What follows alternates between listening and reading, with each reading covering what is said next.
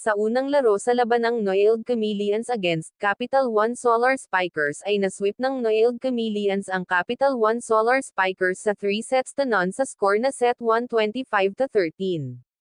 Set 2 25-23 at set 3 25-22.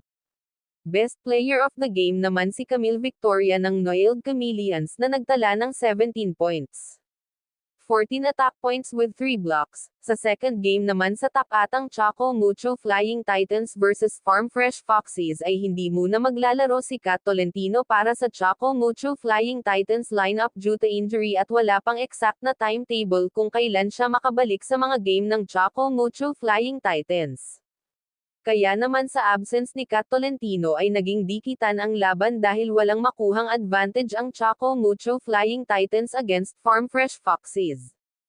Pero sa unang set ng laro ay nakuha ng Choco Mucho